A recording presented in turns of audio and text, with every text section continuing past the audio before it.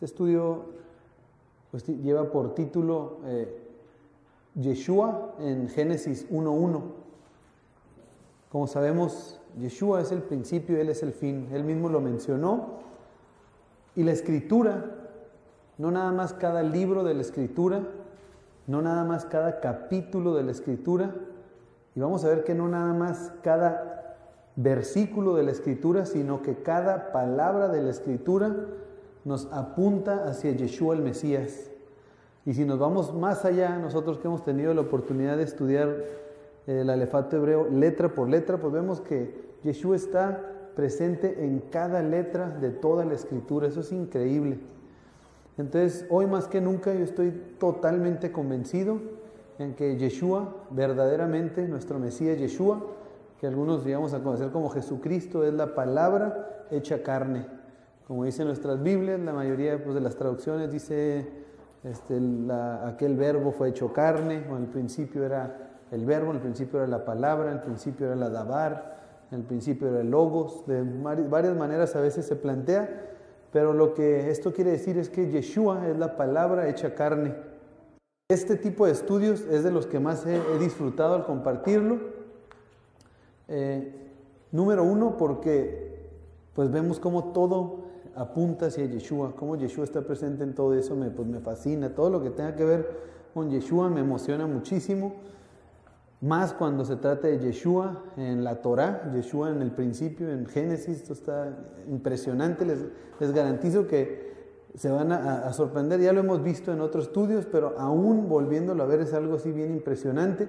Pero otro motivo por el cual me gusta compartir mucho este estudio es porque aún las personas que no son parte de ningún movimiento, de ninguna religión, incluso vámonos más allá, vamos a decir personas que no son ni siquiera creyentes, que a veces dudan de que Dios exista, cuando ven algo así, los hace pensar nuevamente y se quedan, caray, ¿cómo puede ser esto? Esto está impresionante. Entonces este tipo de estudios me gusta para que también veamos que la Escritura, la Biblia, en su contexto original, en su idioma original, es sobrenatural, es totalmente impresionante. Entonces aquí tenemos pues dos imágenes. En la parte de arriba tenemos el alefato hebreo, pero el alefato hebreo del hebreo antiguo, el cual nosotros ya hemos tenido la oportunidad de estudiar verso por verso. Va desde la letra Aleph, que es la primera que tenemos allá en la parte superior derecha, hasta la letra Tab, que es aquí la última de la parte de abajo, mano izquierda, de la Aleph a la Tab, que sabemos ya que son 22 letras que conforman el alefato hebreo, y que en su forma más antigua, que es lo que se cree que es el idioma más antiguo de todo el mundo, conocido como el hebreo antiguo, que de aquí surge el fenicio, y de aquí surge pues lo que es después conocido como el paleohebreo, pero esta es la forma más antigua del hebreo, el cual eran 22 letras, y cada una de estas letras era representada por un símbolo, por un dibujito, que el dibujito nos da información acerca de lo que significa esa letra, porque en el hebreo vamos a ver que cada letra tiene un significado por sí sola, no es como el español o el inglés, que no significa cada letra pues nada, ¿no? Más que el nombre de la letra. Y aquí en la parte de esta imagen de abajo pues tenemos el versículo que vamos a estar meditando en el día de hoy, es Génesis 1:1 o Bereshit 1:1, que dice, como ya sabemos, Bereshit bara Elohim et hashamayim ve'et haaretz. En el principio creó Dios los cielos y la tierra, se traduce. Pero aquí vamos a cambiar de diapositiva y tenemos tres imágenes.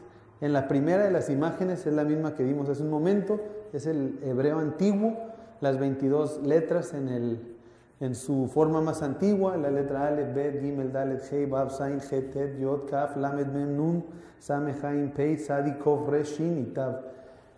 En la foto aquí de imagen de en medio, pues tenemos la primera variación que sufrió el hebreo antiguo, es decir, de ser este hebreo antiguo, de arriba es que es conocido como el hebreo en tiempos de Moisés. ¿Por qué? Porque de acuerdo a los estudiosos de las Escrituras, se entiende que en este idioma es en el cual el Eterno da su instrucción a Moisés. Entonces, la Torá original, pues, se cree que en este tipo de letras como se escribió.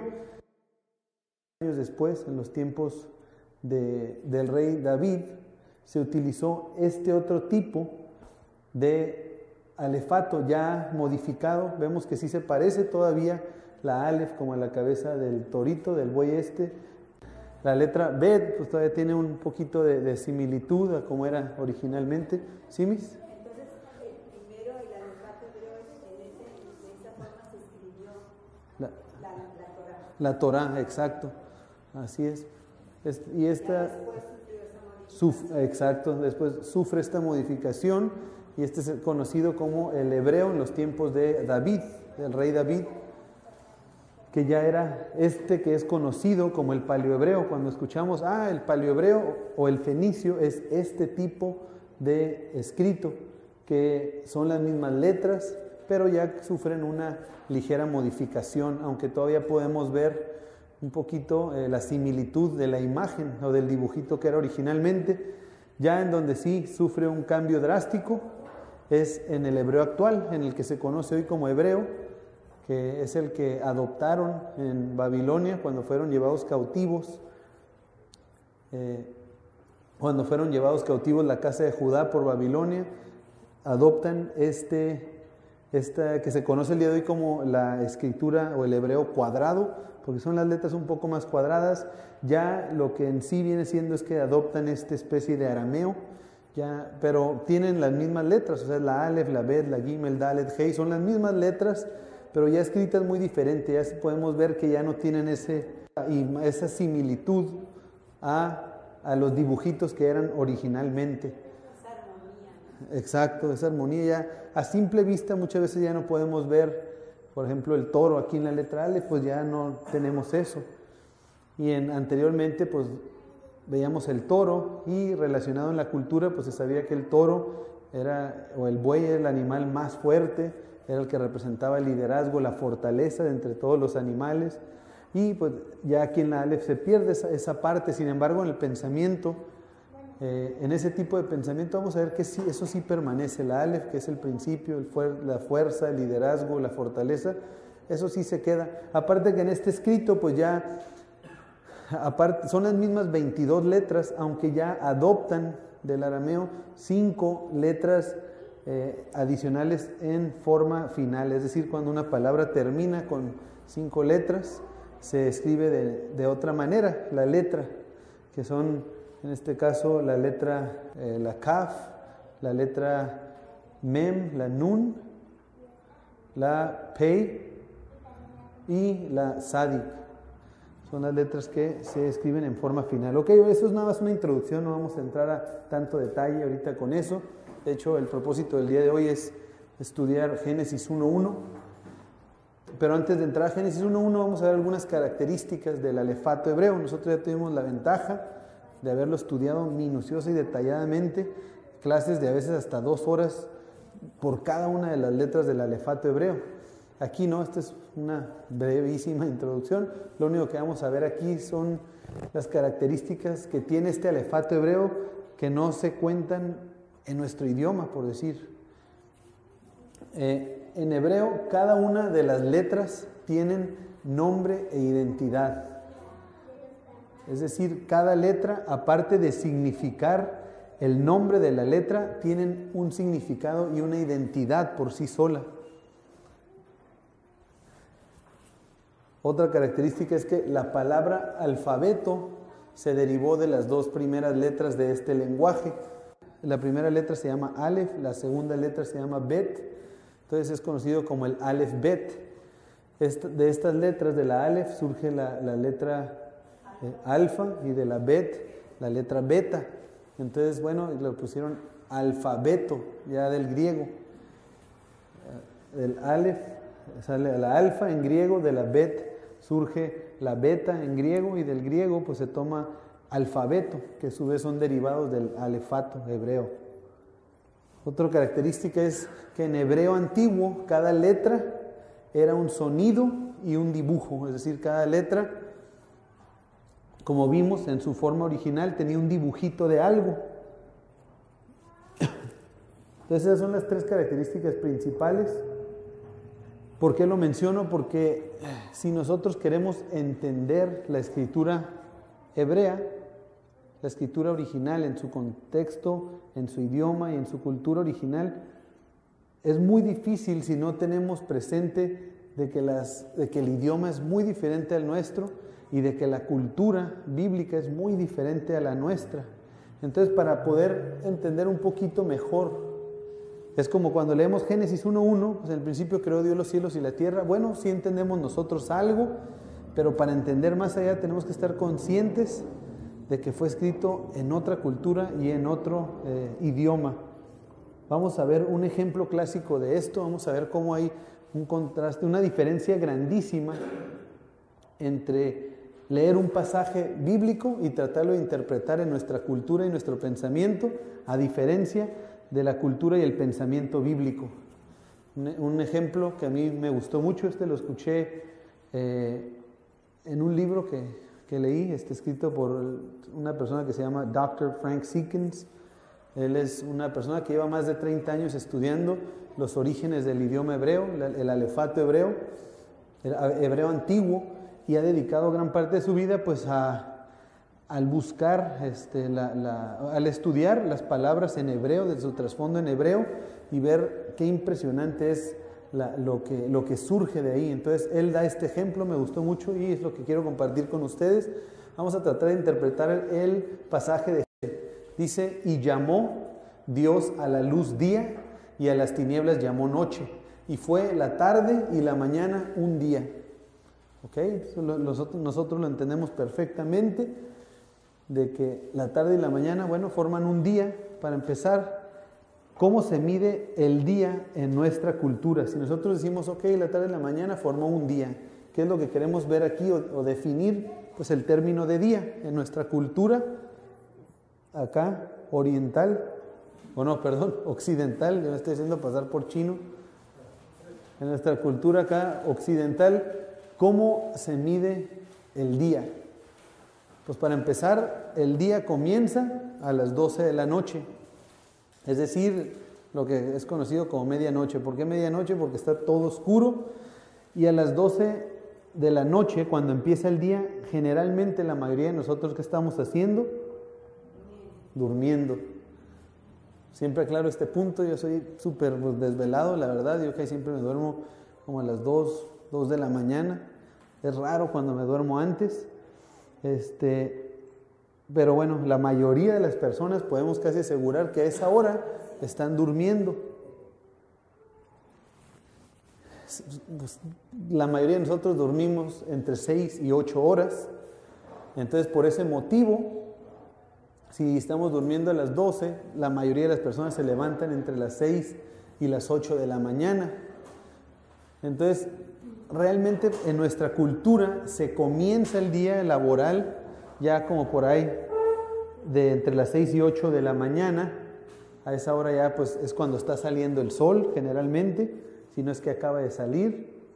Y lo primero que hacemos, pues la mayoría de nosotros, es tomar una taza de café. Nuestra tacita de café es como parte también aquí de la cultura. Ahí pongo una gran taza de café porque yo, la verdad es que por lo general, y la verdad también por dormir poco, a veces sí, dependía mucho de las tazas de café y me tomaba hasta 6, 7 tazas de café, lo cual en la salud luego me afectó a unos cuantos años, y ya ahorita no tomo casi café más que muy poco, uno si acaso, allá de vez en cuando. Entonces dice, entre 6 y 8 de la mañana nos levantamos, nos tomamos la tacita de café para terminar de despertar y ¿qué hacemos? Pues la mayoría de nosotros nos vamos a trabajar y trabajamos por lo menos 8 horas. En la mayoría de los países 8 horas es como el estándar, es lo que generalmente se trabaja, la jornada laboral. Entonces, si salimos entre 6, vamos a decir 8 de la mañana, que salimos o empezamos a trabajar y trabajamos 8 horas, ¿qué horas van a ser 8? 9, 10, 11, 12, 1, 2, 3. Como a las 4 o 5 de la tarde estaríamos saliendo del trabajo. ¿Por qué? Porque sí se le añade generalmente una hora para comer. Estaríamos saliendo como a las 5 de la tarde, lo cual quiere decir que si salimos del trabajo a las 5 de la tarde, de ahí lo que salimos, no sé, compramos algo, vamos por el carro, ya realmente estamos destinados a ir a la casa, ya cuando el sol pues se está metiendo, o sea, ya cuando, más o menos cuando se va a ver así, que vamos a suponer que son alrededor de las 6 de la tarde. Vamos a decir que un trayecto de 1 hora va a durar ahí para ir a la casa. Entonces ya al llegar a la casa, generalmente nuestra cultura, ¿qué hacemos? Pues llegamos ya cansados después de la jornada laboral, llegamos hambrientos la mayoría de nosotros. Nosotros casi siempre estamos hambrientos, aunque no estemos en casa, pero llegamos a la casa a cenar y a descansar. Es decir, llegamos, cenamos, estamos ahí un ratito, a lo mejor prendemos la televisión, se prende la televisión, se le da una palmada a los niños en la cabeza y después se acabó el día y nos vamos a dormir. Entonces, ¿cómo estamos empezando el día? Dormidos en nuestra cultura. Sale el sol, le dedicamos la mayor parte del tiempo, lo mejor, ahora sí que cuando estamos bien descansados, ¿a qué? Al trabajo, y en nuestra mentalidad y cultura, pues llegamos a casa casi ya a descansar y a dormir para prepararnos para el siguiente día. Entonces, para empezar, esto es una forma muy, muy negativa de ver la vida. Esto que estamos nosotros día a día y viviendo diariamente, porque el mismo sistema nos arrincona a estar en esta situación, es motivo de que muchas familias sean destruidas, de divorcios, y pues sí, la verdad es que también de que a los niños no se les preste la atención necesaria. Entonces, ¿será así la manera bíblica el del Eterno ver las cosas? Pues definitivamente no, es bien, bien diferente. El día bíblico se mide de la siguiente manera. El día que acabamos de leer ahí fue la tarde y la mañana un día. Entonces, bíblicamente, ¿cuándo empieza el día? El día comienza a la puesta del sol. Es decir, cuando está, ¿se acuerdan en el otro ejemplo de nuestra cultura? Este era el momento en el que, ¿qué? En el que íbamos ya de regreso a la casa del trabajo y ya listándonos para cenar y dormir casi casi. Bueno, bíblicamente, cuando estamos llegando a la casa, ahí empieza apenas el día. Entonces, ¿cómo vamos? Eso inmediatamente nosotros al tener esa mentalidad es algo bien diferente, porque en nuestra cultura, aquí, en este ejemplo, termina casi casi el día. En ese ya estás preparándote para ir a dormirte. Y aquí el Eterno te está diciendo, no, aquí está empezando el día, estás llegando a casa, es tiempo de dedicar a la familia.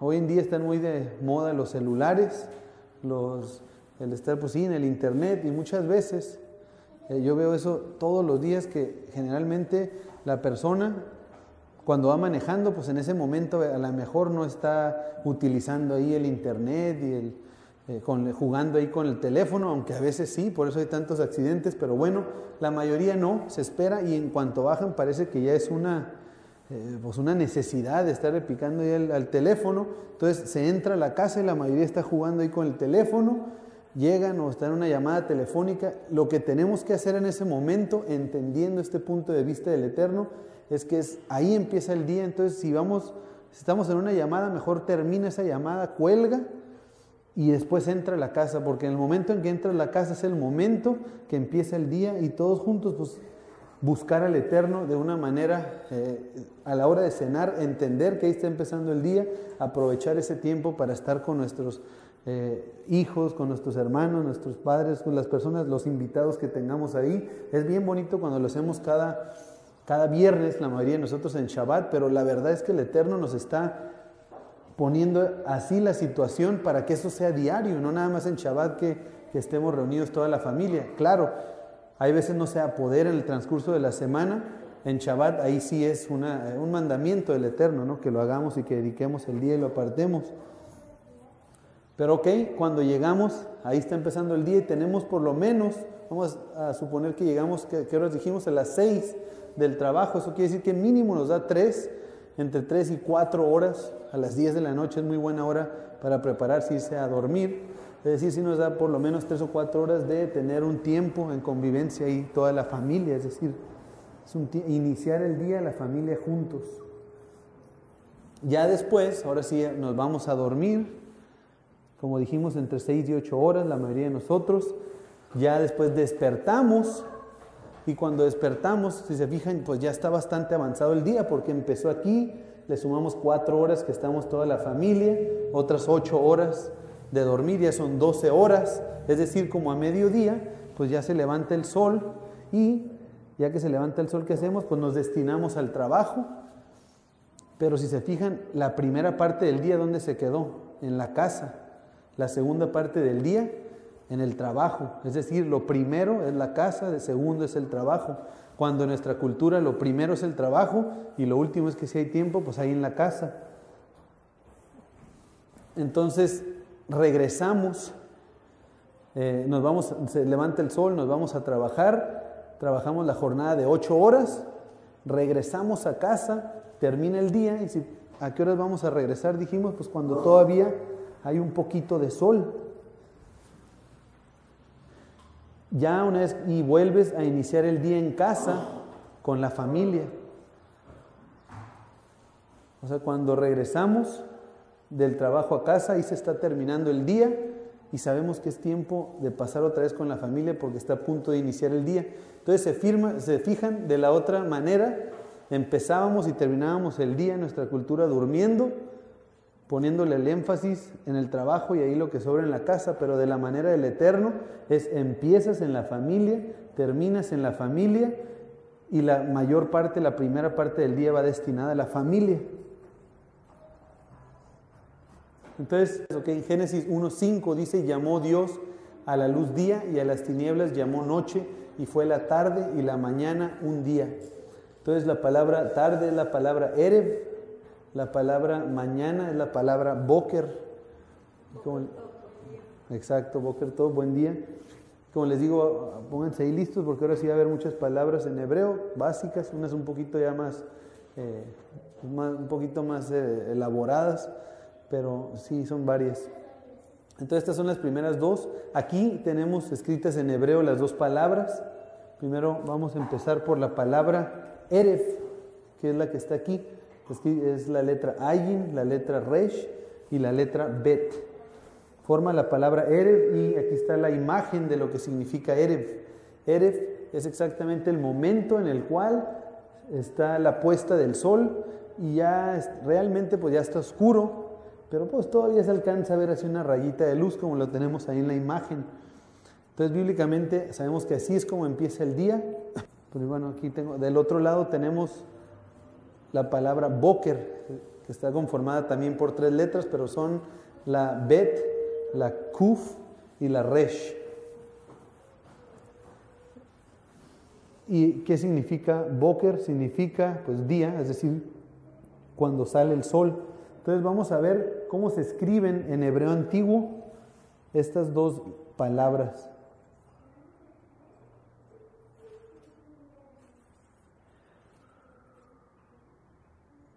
Primero, la letra Ayin. ¿Se acuerdan que la letra Ayin significa ojo? La letra Resh significa una cabeza. De hecho, Ayin, la letra, como dijimos, cada una de las letras en hebreo tiene un significado por sí sola. Esta letra se llama Ayin y Ayin literalmente en hebreo significa ojo. Ayin significa ojo. Resh es la segunda palabra que en el hebreo antiguo era el dibujo de una cabeza. Y eso no nos debe extrañar porque Resh, de ahí viene la palabra Rosh, que es Rosh, significa cabeza. Entonces Resh era hecha con la cabeza de un hombre, ese era el dibujo, eso es lo que significa. Y la otra letra es la letra Bet, que ¿qué significa Bet en hebreo? Casa. Bet significa casa, la letra se llama casa. Entonces tenemos 3 dibujitos, el dibujo de un ojo, el dibujo de un hombre y el dibujo de una casa. ¿Qué nos dice eso? Si se fijan en el hebreo antiguo, aparte de escribir, ¿cómo se escribía la palabra tarde? Tarde es cuando la vista, es decir, el ojo, cuando la vista o el ojo del hombre está ¿dónde? En la casa. La tarde es cuando la vista del hombre está dirigida en la casa. ¿Se fijan cómo va de la mano con lo que dice la Escritura? Y por el otro lado, la palabra Boker está hecha por la letra Bet, que ¿qué significa Bet en hebreo? Casa. la palabra, ¿se acuerdan de la letra Kuf? ¿La Kuf qué era? Un horizonte, exactamente. Era el dibujo de un horizonte, que es cuando está el sol metiéndose. Bueno, ya sea metiéndose o saliendo. Entonces, exactamente la letra Kuf es ese horizonte, es cuando, ya sea cuando está saliendo el sol o cuando se está metiendo. Y la letra Resh, ¿qué dijimos que significa? Cabeza, la cabeza del hombre. Entonces, Boker, es decir, día, es cuando está la casa y luego está el horizonte y luego la cabeza del hombre. ¿Qué quiere decir esto? Que es cuando el hombre está en la casa y sale el sol, pues el hombre sale de la casa. ¿Se fijan cómo en esta palabra Boker, la cabeza del hombre no está viendo en la casa? Es decir, está separada la casa y el hombre. ¿Por medio de qué? Por medio de cuando sale el sol. Está la casa, está el hombre, y cuando sale el sol hay esa separación de los dos. Y en este otro ejemplo, la vista del hombre está puesta en la casa. Entonces, se fijan cómo el mismo idioma te da la información y cómo te va guiando, y cómo es tan delicado el tratar de interpretar la escritura en una cultura y en un idioma diferente. O sea, no vamos a entender lo que significa realmente. Entonces, este es un ejemplo para que nos demos cuenta que sí hay que tratar de pensar, irnos acostumbrando un poquito a pensar de la manera, de acuerdo a la cultura bíblica, y pues poco a poquito y muy poco a poquito, porque sí está difícil, en el idioma original. Entonces, aquí tenemos Génesis 1.1, este es el propósito. Ahora sí vamos a entrar al estudio del día de hoy. Es Bereshit bara Elohim et hashamayim ve'et haaretz. Se traduce como: en el principio creó Dios los cielos y la tierra. ¿Ok? Eso es exactamente, pues sí, lo que dice. Sin embargo, vamos a ver y analizar estas palabras en su idioma original. Entonces, lógicamente vamos a empezar por la primera. Vamos a ver la palabra Bereshit. Aquí tenemos la palabra Bereshit, escrita en hebreo actual, en hebreo moderno. Y vamos a ver cómo dentro de esta palabra se forman muchas otras palabras. Aquí solo vamos a ver algunas de ellas. El propósito de ver esto es para que veamos cómo es increíble, cómo la palabra del Eterno nos va dando información dentro de la misma palabra. O sea, ¿qué quiero decir? Vamos aquí a ver cómo se forman las palabras sin estarlas revolviendo, sin estar diciendo, bueno, vamos a ver la Tab y luego acá la Aleph y luego la Yod.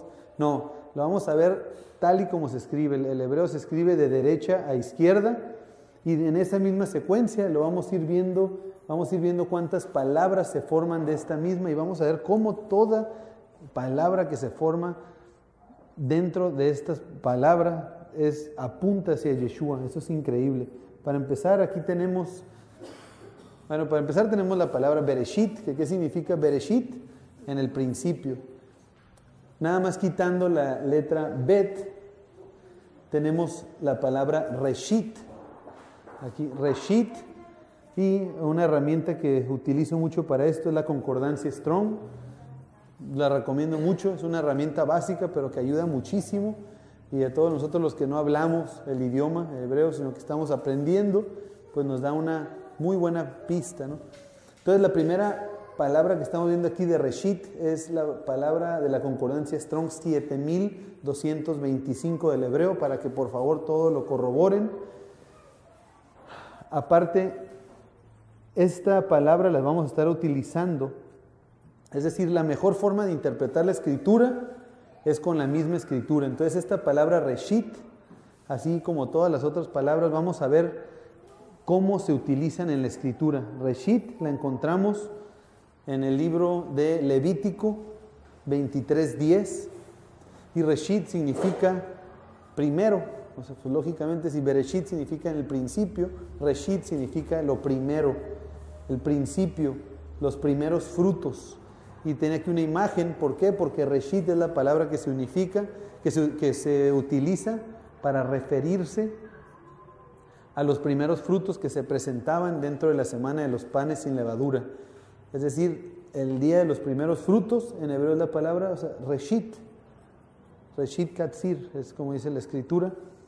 ¿Qué dice ese pasaje? Vamos a leerlo. Dice: habla a los hijos de Israel y diles: cuando hayáis entrado en la tierra que yo os doy y seguéis su mies, traeréis al sacerdote una gavilla por primicia de los primeros frutos de vuestra siega. Esa palabra primicia es la palabra Reshit. Este estudio se llama Yeshua en Génesis 1:1 y se trata de ver cómo toda palabra, toda letra que hay en la Biblia, en toda la Biblia, apunta hacia Yeshua. Cómo Yeshua es el cumplimiento y verdaderamente las mismas palabras de la Biblia van a anunciarnos a nosotros que Él es la palabra hecha carne, que todo en Él se cumple. Entonces, aquí empezamos esta es la primera palabra de la Biblia, la palabra Bereshit, que se traduce como en el principio.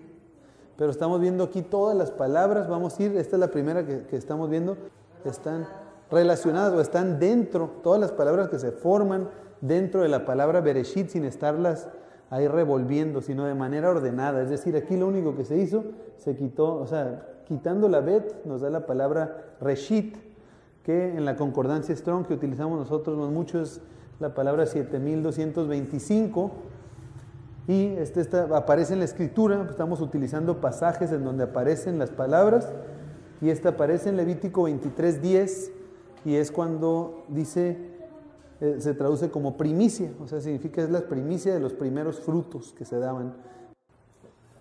Aquí estoy mencionando otro pasaje, dice 1 Corintios 15, 22 al 23, dice: porque así como en Adán todos mueren, también en el Mesías, en Cristo, todos serán vivificados, pero cada uno en su debido orden. Cristo, las primicias, luego los que son del Mesías en su venida.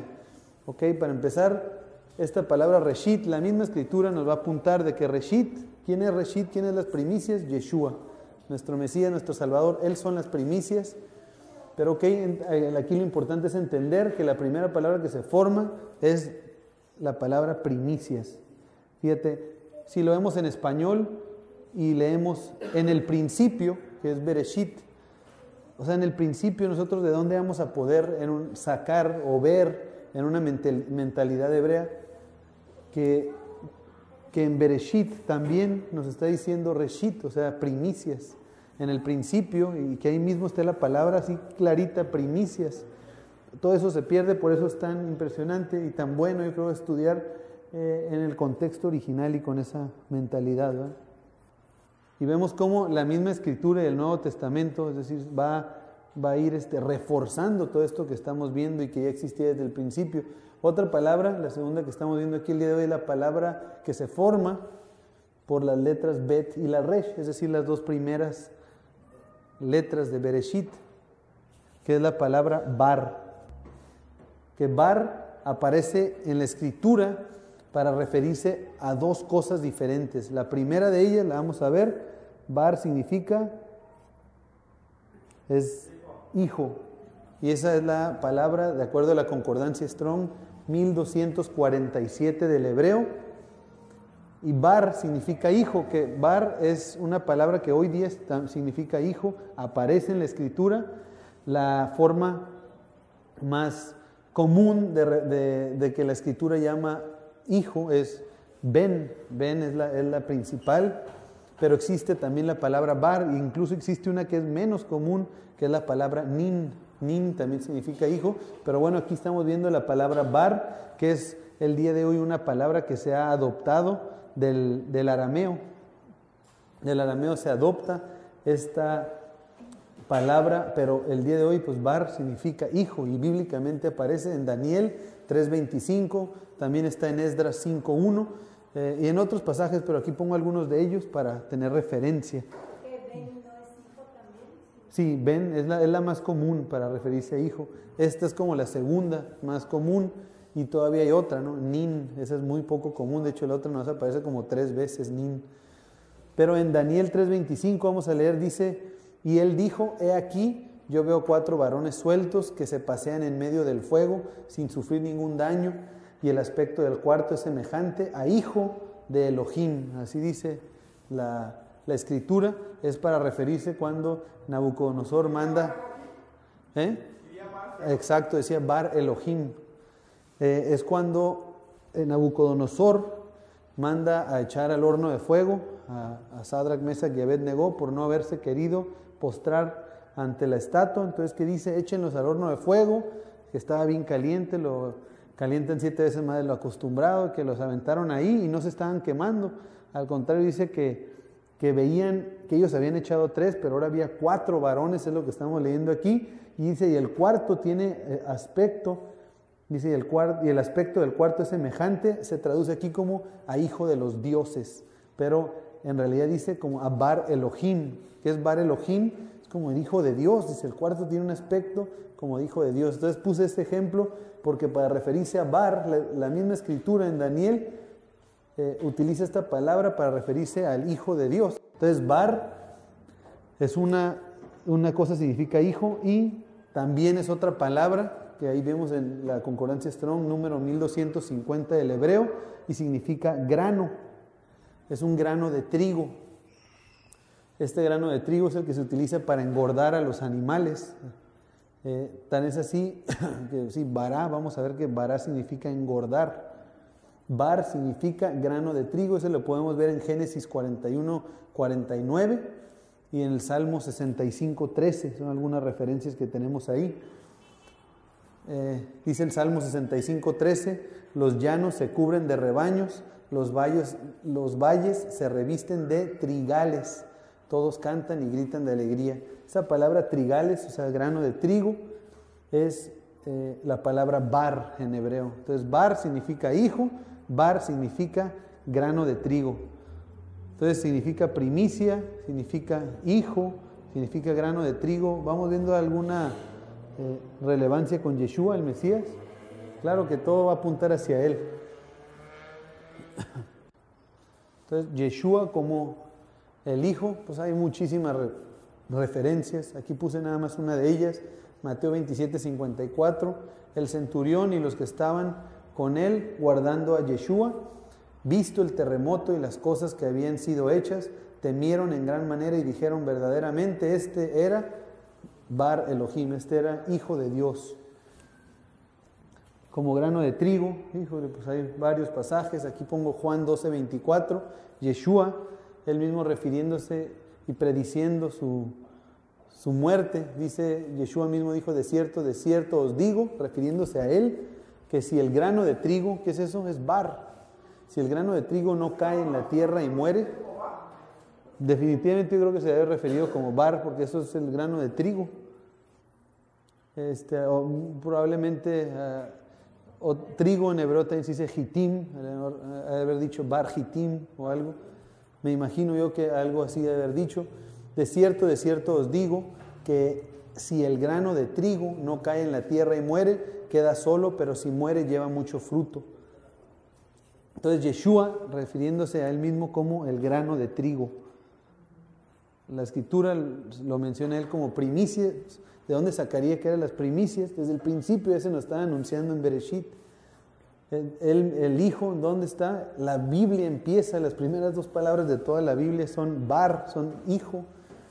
Y bar también significa trigo. Todo es bíblico, todo está en la escritura. Otra palabra es la palabra bará. Las 3 primeras letras de la Biblia, Bet, Resh y Aleph, nos da la palabra bará, que es la palabra número 1254 del hebreo en la concordancia Strong, y se traduce como crear. En el principio creó bará. Sin embargo, vamos a ver que no nada más significa crear. O sea, bará en sí, la raíz de bará, ¿qué creen que es? Pues es la palabra bar, que ¿qué dijimos que significa bar? Trigo. Ajá, sí, hijo, pero trigo. Entonces, vamos a ver también todo lo que tiene que ver con engordar en la escritura. Se menciona como bará. Bará significa engordar o llenar. Entonces dice, en el principio creó Dios los cielos y la tierra, pero también se puede entender el principio llenó, porque ¿qué es lo que hizo Dios? Pues estaba vacío, dice la escritura, todo estaba desordenado y vacío, y él ¿qué hizo con la creación? Pues lo fue engordando, lo fue llenando. en hebreo eso es lo que significa bará, engordar, lo fue llenando, dice que era un completo desorden, un caos, las aguas estaban todas por ningún lado, tohu babohu, y le fue dando a todo orden, y ya que le dio orden lo empezó a llenar, empezó a engordar la creación. Y eso es en Génesis 1:1. Hay muchos pasajes en donde se utiliza esa palabra bará. Entonces bará significa crear, llenar o engordar. Otra palabra es esta palabra que tenemos aquí, no sé si alguien la identifique, son las letras Resh, la Aleph y la Shin. Forma la palabra, exacto, Rosh. Rosh, que significa cabeza. También hay muchos pasajes, nomás pongo uno de ellos, Génesis 49:26. Rosh significa cabeza. Dice Génesis 49:26, las bendiciones de tu padre fueron mayores que las bendiciones de mis progenitores hasta el término de los collados eternos. Serán sobre la cabeza de José. Rosh es la palabra de cabeza. Y sobre la frente del que fue apartado de entre sus hermanos. Efesios 5:23 dice, porque el marido es cabeza de la mujer, así como Mashiach, Yeshua, otra vez todo lo vamos a atravesar en Yeshua, así como Yeshua es Rosh, es cabeza de la iglesia, la cual es su cuerpo y él su salvador. Entonces, en Bereshit se forma también y está ahí la palabra Rosh, que significa cabeza. ¿Quién es la cabeza? Yeshua es la cabeza. La escritura misma interpreta todo. 1 Corintios 11:3, pero quiero que sepáis que el Mesías, Cristo, dice, es la cabeza de todo varón, y el varón es la cabeza de la mujer, y Dios la cabeza de Cristo. Dios es la cabeza del Mesías. Vamos con otra palabra. En este caso tenemos la letra Bet, la Resh, y aquí vamos a tomar la Yud. Si se fijan, seguimos igual, escribiendo de derecha a izquierda. Bet, Resh y Yud. Es una palabra. ¿Qué palabra es? Es la palabra Barí. Ya lo habíamos visto anteriormente, hace algún tiempo. En hebreo, cuando al final se le agrega una Yud, hace algún sustantivo, lo hace posesivo. En este caso, bar, dijimos que es hijo. Exacto, entonces al añadir la yud sería mi hijo. Barí significa mi hijo. Ahí mismo vamos a ver otra palabra que es igual la bet, la resh, la yud. Y vamos a añadir una letra más, que es la última de aquí, la letra tav. ¿Se fijan? Está la letra número 1, la 2, la 5 y la 6. Las dos primeras y las dos últimas. ¿Qué palabra tenemos ahí? ¿Qué dice? Brit. Exacto. Brit significa pacto. Pero lo impresionante está en que aquí lo tenemos en hebreo moderno. Sin embargo, en hebreo antiguo, pues lo que estamos añadiendo a la palabra barí, que es mi hijo, le añadimos una tab. Una tab era escrita de esta manera, con dos palos, es decir, con esta cruz. Y esa, en hebreo, la letra tab significa señal. Si después hay oportunidad de estudiarlo, ya lo hemos visto, pero pues después lo vamos a repasar. La letra tav significa en hebreo una señal. Y esa señal, fíjate, casualmente es una cruz. ¿Ok? Aquí no quiero entrar a tema de que si era una cruz, de que era un madero. Lo que es un hecho es de que la cruz universalmente, dentro de los creyentes del Mesías, está relacionado a la obra redentora del Mesías. Independientemente de cómo haya sido, cuando vemos una cruz en la mayoría de los países del mundo, se le relaciona a la obra redentora de nuestro Salvador y Mesías Yeshua.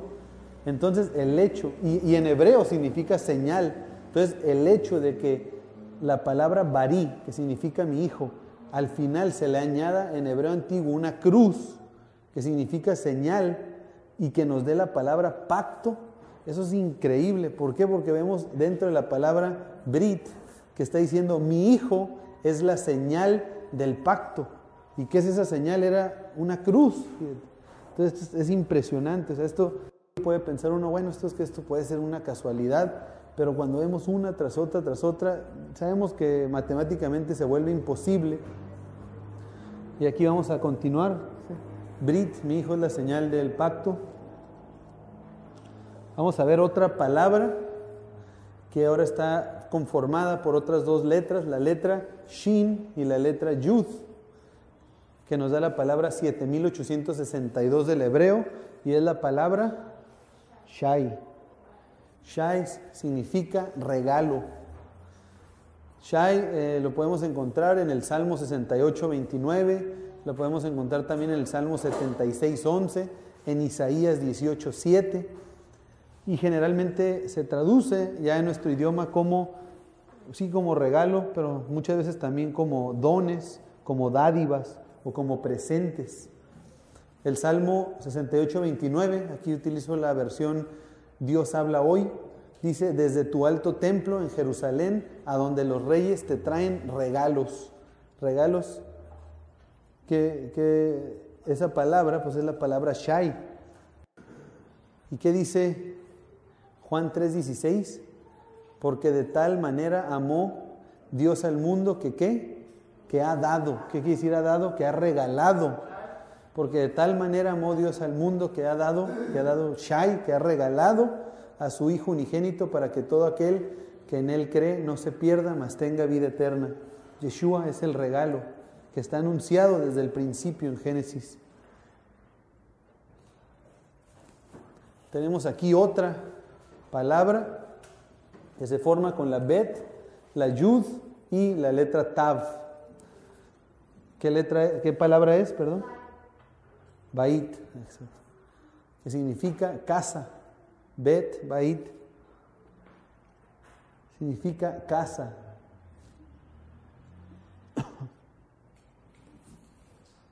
Colosenses 2:9 dice, porque en Él, hablando de quién, de Yeshua, lógicamente, en Él habita corporalmente toda la plenitud de la deidad.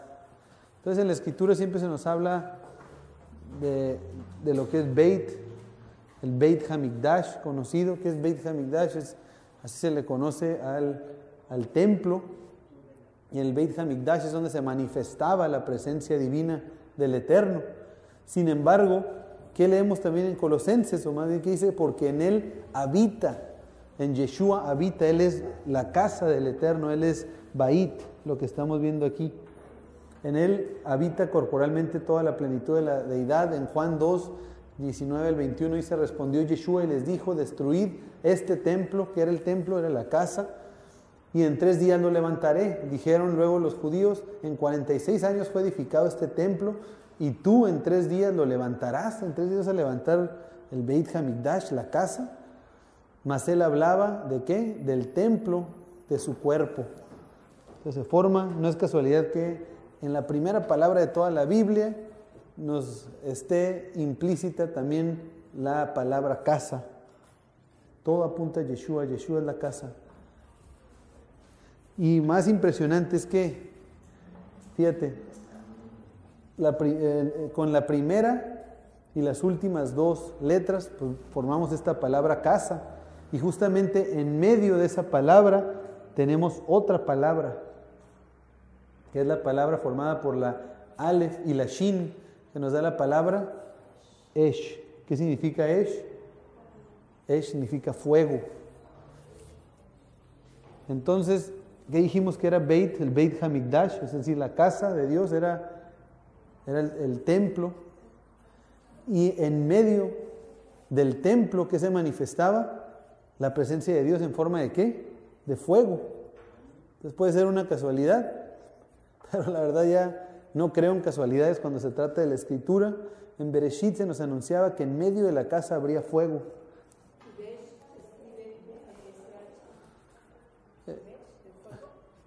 Esh es la Aleph y la Shin. Esh. Exacto. Es decir, por eso tenemos, dentro de Bereshit tenemos la palabra casa, y en medio de la palabra casa, si te fijan, se forma la palabra fuego. Entonces, el fuego en medio de la casa. Entonces dijimos que bar significa hijo.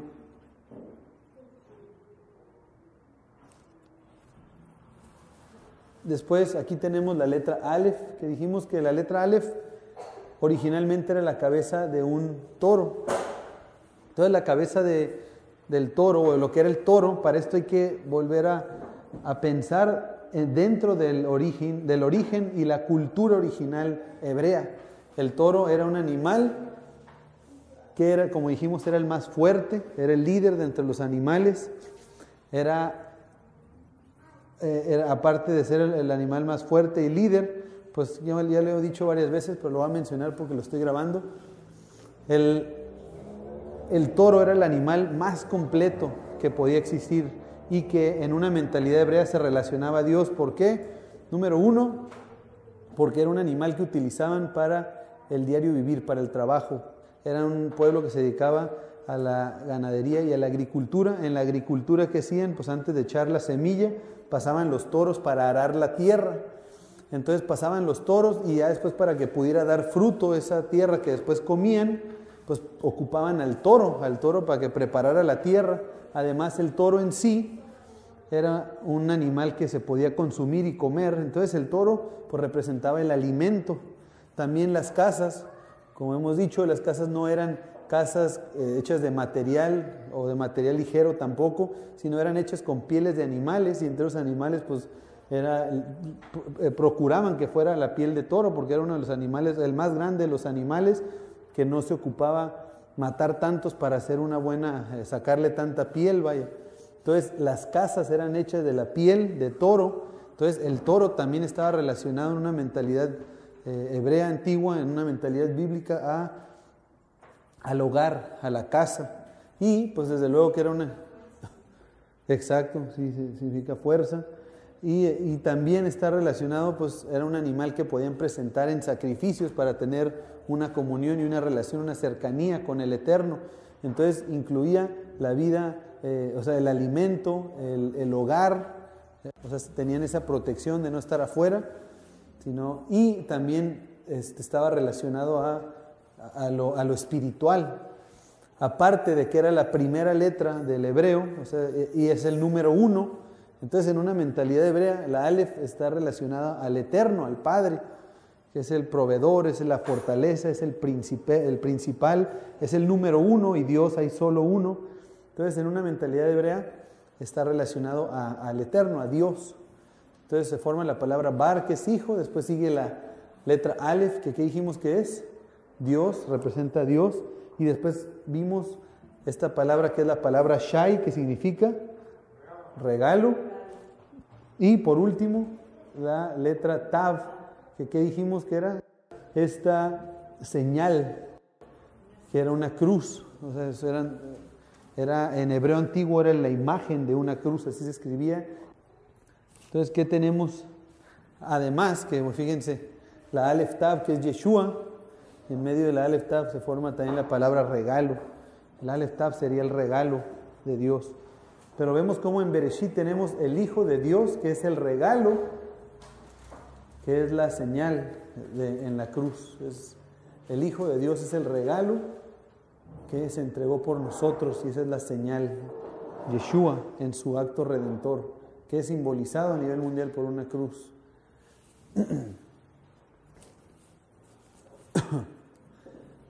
Dice, este es Isaías 44:6, dice, así dice el Eterno, Rey de Israel y su Redentor, el Eterno, o sea, Jehová de los ejércitos, el Eterno de los ejércitos, yo soy el primero y soy el postrero, y fuera de mí no hay Dios. Es lo que acabo de mencionar. Él es el primero y el postrero, y fuera de él no hay Dios. Entonces tenemos dos palabras, la palabra hijo y la palabra regalo, y justamente en medio de ellas el primero y el último, es decir, Yeshua. Dice aquí Isaías, así dice el Eterno Rey de Israel, se está refiriendo al Padre, pero dice que el Padre tiene un Redentor, y su Redentor, ¿quién es el Redentor? Yeshua, es decir, ¿cuál es el nombre de Yeshua? Y aquí se refiere a Yeshua como el Eterno de los ejércitos, Elohim Sebaot, Adonai Sebaot. Yo soy el primero y el postrero, es decir, el Eterno y el Redentor Yeshua son el Aleph y la Tav, son el primero y el postrero. Y entonces es por eso aquí increíble cómo entre las palabras hijo y regalo tenemos precisamente Aleph Tav. ¿Qué es Aleph Tav? Es el primero y el postrero, es tanto el Eterno, pero es el Elohim, el Hijo, el Redentor. Es Isaías 44:6. Aleph primero, Tav postrero. Tenemos otra palabra, fíjense, por eso les decía que era bastante. Aquí estamos todavía en la primera palabra, que es Bereshit, y era según aquí las tres primeras, Bereshit, Bara y Elohim. Sí, es bastantito. Bereshit se forma otra palabra que está formada por la Shin, la Yud y la Tav. ¿Qué palabra es? Palabra Shayit. ¿Qué significa Shayit? Espinas. Qué coincidencia, qué probabilidades hay de que todo esto se esté cayendo así de esta manera. Y esa la tenemos en Isaías 10:17. Dice en Isaías 10:17, y la luz de Israel será por fuego y su santo por llama, que abrace y consuma en un día sus cardos y sus espinos. Espinos es la palabra Shayit. Está formada y está representada en la primera palabra de la Biblia. Es la palabra 7898 de la Concordancia Strong. Hay más palabras, pero como es algo de introducción, hasta ahí lo vamos a dejar para esta primera palabra, Bereshit. Hay más, está impresionante. Hasta ahorita hemos visto que dentro de Bereshit se forman las palabras primicias, la palabra regalo, la palabra hijo, la palabra cabeza, la palabra casa, la palabra grano de trigo, la palabra mi hijo, la palabra Brit, que es pacto. Está la Aleph y la Tav, está representado el Eterno por la letra Aleph, la obra redentora de nuestro Mesías por la letra Tav. Y Bereshit en sí significa principio, en el principio. Entonces, en un pensamiento hebreo antiguo, es decir, que cuando nosotros leemos en español, en el principio creó Dios los cielos y la tierra, oye, pues qué bien, sí, lo creo, perfecto, pero ¿qué más? En hebreo estamos viendo nada más una palabra, en el principio, o sea, si nos quedamos ahí en español, pues no vamos a sacar gran cosa. Sin embargo, viendo el mensaje que hay dentro de la primera palabra de la Biblia, dice, desde el principio de la creación, el Hijo del Eterno es la primicia. Él es el grano de trigo que fue triturado en una cruz. Él es la cabeza del cuerpo. Mi Hijo es el regalo y la primicia del pacto que reúne a los primeros frutos, edificando así mi casa. Esto es algo que pues yo redacté, pero basado en las palabras que están aquí dentro de esta palabra. Entonces, revisando desde el principio, ¿qué es el principio? Pues es la palabra Bereshit. De la creación, ¿qué es creación? Es la palabra Bará, las primeras tres letras. El Hijo, ¿qué es Hijo? La palabra Bar. Del Eterno, ¿por qué remarco el Eterno? Porque está representado con la letra Aleph. Es Bar Elohim, el Hijo del Eterno. Es la primicia. Primicia es la palabra Reshit. Él es el grano de trigo, el grano de trigo Bar, que fue triturado. ¿Por qué pongo triturado? Porque está la letra Shin, que en hebreo antiguo eran los dibujos de un diente. ¿Cuál es la función de los dientes? Triturar. Triturado en una cruz, añado yo aquí. Claro, hay traducciones que se refiere como madero, no estamos discutiendo ese punto. Sin embargo, a lo que voy es de que en la cruz es lo que simboliza, vaya, su obra redentora. Él es la cabeza, es la palabra Rosh del cuerpo. Mi hijo, que vimos es la palabra Bari, es el regalo, es la palabra Shai, y la primicia, otra vez la palabra Reshit, del pacto, la palabra Brit, que reúne a los primeros frutos, otra vez la palabra Reshit, edificando así mi casa, la palabra Bait.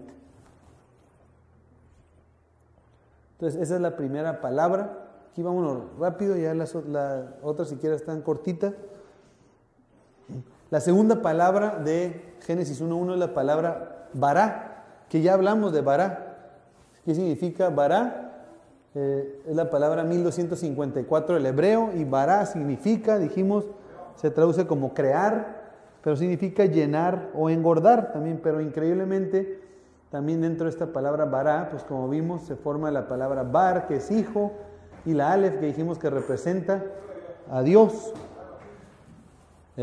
Bará, pues nos habla, significa crear,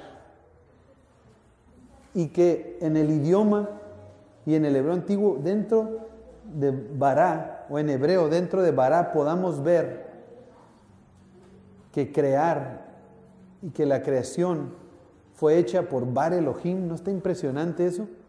¿Qué dice la Escritura en Colosenses 1.16? ¿De dónde sacaría Shaul o el apóstol Pablo este pasaje? ¿Dónde se imaginaría esto? Dice, porque en él, hablando de quién, nuevamente el Mashiach, Yeshua, en él fueron creadas todas las cosas, las que hay en los cielos y las que hay en la tierra, visibles e invisibles, sean tronos, sean dominios, sean principados, sean potestades, todo fue creado por medio de él y para él.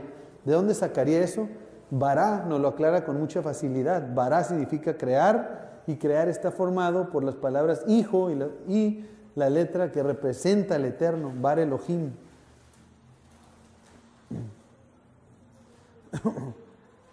Por último, vamos a ver aquí la tercera palabra, que es la palabra Elohim. Elohim se traduce como Dios o como dioses, y aparece muchas veces en la Escritura. Es un título que sí se utiliza mucho para referirse al Eterno, sí también se utiliza para referirse a Dios como otros dioses, es decir, dioses paganos, pero no es exclusivamente para deidades, se utiliza también para hombres.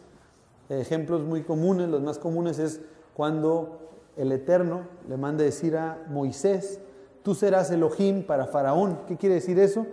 Que él va a ser un juez, una autoridad, exacto. Él va a ser autoridad, Elohim, Dios significa autoridad sobre Faraón. Es decir, Faraón se va a someter a la instrucción que tú des. ¿Cómo sabe Dios? Porque Moisés estaba dirigido por el Eterno. Entonces, mientras Moisés se alineara al Eterno y fueran los propósitos del Eterno, pues Faraón se iba a someter a la voluntad de Moisés. O sea, Moisés iba a ser la autoridad sobre Faraón. Si Moisés hubiera salido de la autoridad del Eterno y dice, bueno, pues ya él me dijo que yo voy a ser Elohim para él, y se pone a decir lo que se le ocurre, pues te aseguro que ya no va a funcionar. ¿Por qué? Porque ya no va a ser instrucción del Eterno directamente. Pero bueno, Elohim. Entonces, por eso es muy importante, ¿no? También nosotros preguntarnos, ¿quién es nuestro Dios? A veces decimos, pues el Dios de Abraham, Isaac y de Jacob es mi Dios. Y realmente nosotros no hacemos lo que Él dice, no seguimos el ejemplo de nuestro Mesías Yeshua. Decimos, no, yo soy seguidor de Yeshua, Él es mi Elohim. ¿Por qué? Porque el Hijo está alineado al Padre, y yo obedezco al Hijo, pero a veces nos engañamos, porque realmente nuestro Dios viene siendo, a fin de cuentas, pues como a veces nuestro trabajo, nuestro gobierno, el dinero, o muchas situaciones tristemente antes que nuestro Abba Kadosh, nuestro Padre Celestial. Entonces hay que poner mucha atención en eso, y hay que demostrar que Él es nuestro Elohim, sometiéndonos a su autoridad. Entonces aquí está la palabra Elohim 3 veces. ¿Por qué? Porque vamos a marcar 3 palabras que se forman dentro de esta palabra Elohim. La primera es la palabra El. El, ¿qué significa? Se traduce como Dios. Esta palabra El aparece 248 veces en la Escritura.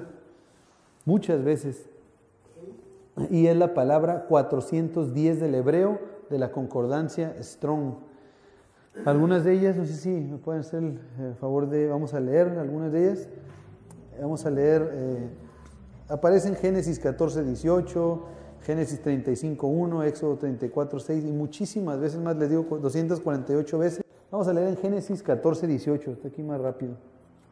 Es Génesis 14, 18. Entonces Melquisedec, rey de Salem, el cual era sacerdote del Dios Altísimo, sacó pan y vino. Exacto, esa palabra Dios es la palabra El, Dios Altísimo. Es El Elión. El se forma por dos letras, como vimos, la Aleph y la Lamed en hebreo antiguo. La Aleph, pues ya vimos, es la cabeza del toro que representa autoridad, el liderazgo, la autoridad. Y la letra Lamed, que era esta imagen de un bastón. De ahí surge también la letra L. Es que ya después, como sabemos, se volteó. En vez de escribirse de derecha a izquierda, se escribía ya como el idioma de hoy de nosotros, de izquierda a derecha, y forma una especie de L. De ahí surge la letra L. Pero este bastón del pastor, ¿para qué utiliza ese cayado, ese bastón del pastor? Para dar rumbo y dirección. Entonces, él, en hebreo antiguo, pues vemos que es la fuerza que dirige, que da rumbo. Entonces, la palabra Elohim se traduce como Dios, pero realmente es una autoridad o un líder que pastorea, que guía. Esa es la palabra El. Exacto, la fuerza que dirige, muy bien, así es. Porque la Aleph representa la fuerza del animal más fuerte. Otra palabra es la palabra formada por la Aleph, la Lamed, y al final la letra Mem nos da la palabra Alam. Alam aparece nueve veces en la escritura. Es la palabra 481 del hebreo en la concordancia. Y aparece en algunos de los pasajes en los que aparece es el Salmo 31, 18. Y tengo aquí también como referencia Isaías 53, 7. Alguien que pueda hacer el favor de leer Salmo 31, 18. Y alguien más váyase preparando con Isaías 53, 7. Enmudezcan los labios mentirosos que hablan contra el justo cosas duras, con soberbia y menosprecio. Exacto. Entonces ahí apareció una palabra muy clave que ahorita vamos a corroborar en Isaías 53, 7. Miss Luzma.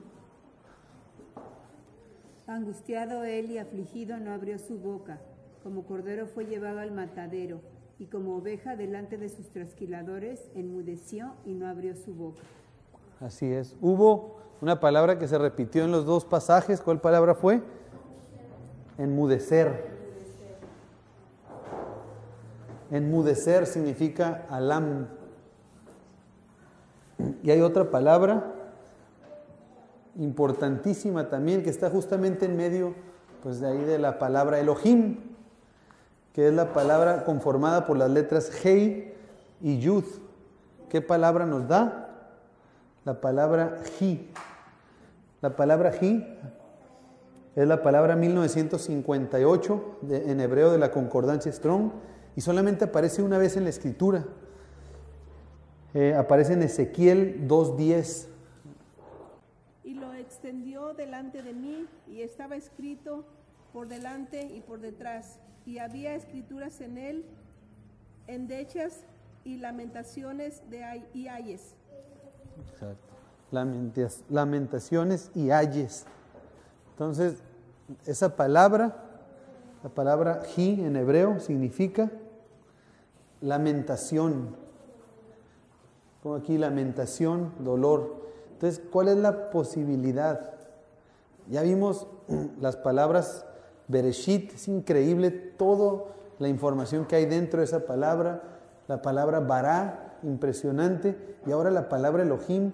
¿Cuáles son las posibilidades matemáticas que tres palabras de esta magnitud aparezcan dentro de esta palabra? Las palabras líder que pastorea, enmudecer y lamentación.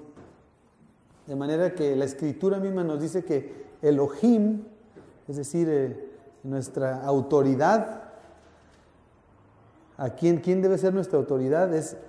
Debe ser aquel líder y pastor, el pastor que enmudece en su lamentación y dolor. Dice, ¿quién fue ese pastor que enmudeció en medio de su lamentación? Yeshua. Vamos a ver qué dice Isaías 53 del 4 al 7, nada más refrescar este pasaje mesiánico, esta profecía mesiánica que es cumplida por nuestro Salvador. Ciertamente llevó Él nuestras enfermedades y sufrió nuestros dolores, y nosotros le tuvimos por azotado, por herido de Dios y abatido.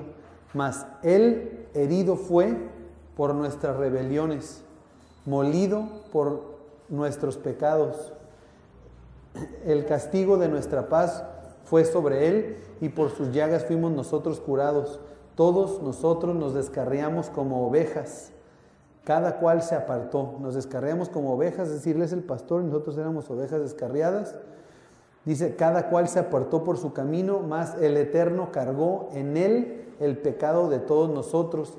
Angustiado Él y afligido, no abrió su boca. ¿Qué quiere decir no abrió su boca? Alam, enmudeció. Como cordero fue llevado al matadero, y como oveja delante de sus trasquiladores. Otra vez ahí está esa es la palabra, Alam, enmudeció y no abrió su boca. Entonces, ¿cuál es el término de Elohim? Es el líder que enmudeció en medio de su lamentación. Yeshua, nuestro Mesías. El pastor que enmudece en su lamentación y dolor. Entonces nos damos cuenta cómo toda la Escritura, cada palabra, apunta hacia Yeshua. Es increíble este estudio. El título de este estudio es Yeshua en Génesis 1:1. Aquí apenas llevamos 3 palabras. ¿Qué posibilidades matemáticas hay de que haya tanta información de esto? Es imposible. Esto es divino, definitivamente. El Eterno es sobrenatural. Él hizo todo de manera en que apunte hacia Yeshua, hacia Él. Por eso dice la Escritura que es la señal. Y por último, para cerrar este estudio, esta parte dice el Hijo y toda la Biblia. Entonces, el Hijo y toda la Biblia, vamos a ver la Biblia, ¿con qué palabra empieza? Ya lo vimos el día de hoy. ¿Cuál es la palabra en hebreo? Bereshit. Esa es la primera palabra de toda la Biblia. Vamos a ver cómo acabamos de ver, estudiar, meditar, de que Él es el principio y que Él es el fin, de que todo apunta hacia Él, y Él mismo se refirió a Él como el principio y el fin. Entonces, la Escritura todo soporta, todo respalda las palabras del Mesías mismo, de Yeshua, y lo que dice la Escritura. Entonces, la primera palabra es la palabra Bereshit, y la última palabra, ¿qué palabra es? Ya la sabemos también. La última palabra de toda la Biblia. Es más, abran sus Biblias en Apocalipsis, así es. Si abren Apocalipsis 22, la última palabra con la que se cierra toda la Biblia es la palabra Amén. Amén. ¿Cómo se escribe en hebreo? Es la Aleph, la Mem y la Nun. Amén. Entonces la Biblia empieza con Bereshit, es decir, la primera letra de toda la Biblia es la letra Bet. La última letra de toda la Biblia es la letra. La primera es la Bet, la última. Exacto, Nun. Y juntas nos dan la palabra Ben. ¿Qué significa Ben? Hijo. Ben es la palabra que forma la primera y la última letra de toda la Biblia. Ben, que significa hijo, porque desde el principio hasta el fin la Escritura nos habla y nos remarca que el Hijo es el camino para llegar al Padre, de que todo apunta hacia el Hijo. Pero cuando empieza la Biblia, hemos visto que cuando empieza la Biblia, ¿qué dice? En el principio creó Dios los cielos y la tierra. ¿Cuáles cielos y cuál tierra? Pues estos que tenemos aquí, ¿eh? Así empieza la Biblia, con la letra Bet. Nos dice que en el principio creó Dios estos cielos y esta tierra. Pero cuando termina la Biblia, que termina con amén, ¿qué termina diciéndonos?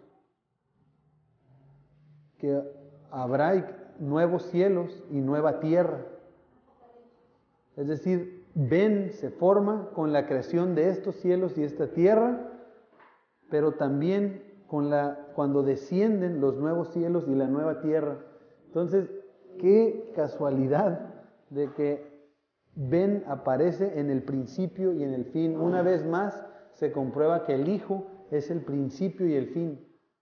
Porque el Eterno nos marca que desde el principio de la creación de estos cielos y esta tierra, que son pasaderos, hasta la eternidad en los cielos nuevos y la tierra nueva que el Eterno tiene para todos los que esperan en Él, el único que siempre ha estado, siempre ha permanecido y permanecerá es el Hijo, Ben, Yeshua.